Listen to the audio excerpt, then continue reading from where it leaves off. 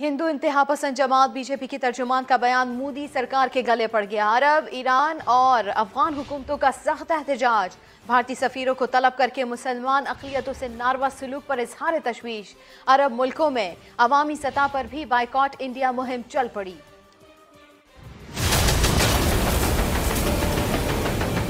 जहर से भरी बीजेपी रहनुमा का नफरत अंगेज बयान।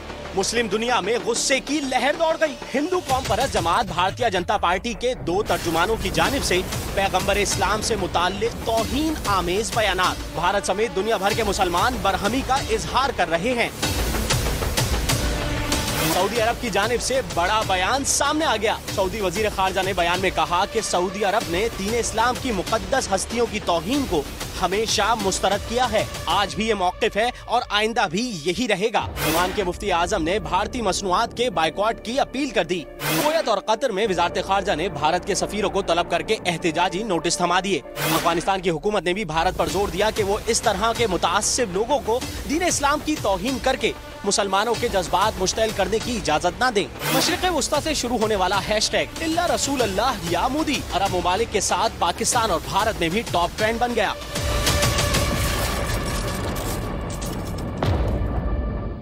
भारतीय जनता पार्टी की इंतहा पसंद रुकन नुपुर शर्मा का गुस्ताखाना बयान।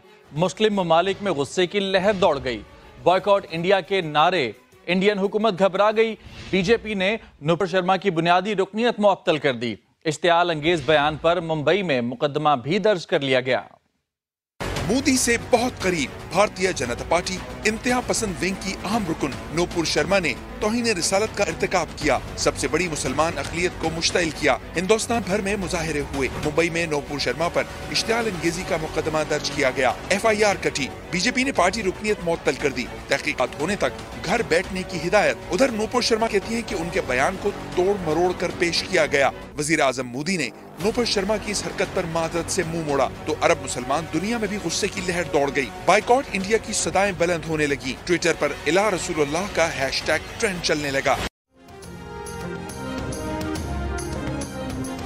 बिजली की कीमत में 1 जुलाई से 8 रुपए फी यूनिट तक इजाफे का इम्कान। बुनियादी टैरिफ की मद में इजाफा किया जाएगा। 10 बिजली तकसीमकार कंपनियों की दरख्वास्तों पर नेपरा के फैसले रवा हफ्ते मुतवक्के हैं, जिसके बाद वफाकी हुकूमत टारगेटेड सब्सिडी का फैसला भी करेगी। इस वक्त बिजली का बुनियादी टैरिफ 16.5 रुपए फी यूनिट से ज्यादा है, जो 24 रुपए से तजावुज कर सकता है।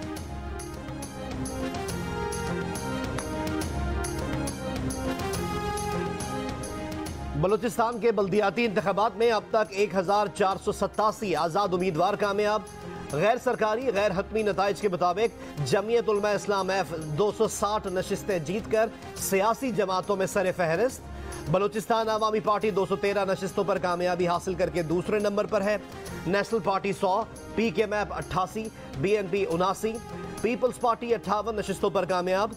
BNP अवामी 43, ANP 24, तहरीक इंसाफ 23, जमहूरी वतन पार्टी 18, मुस्लिम लीग नून 15 और जमात इस्लामी 7 नशिस्तों पर कामयाब रही।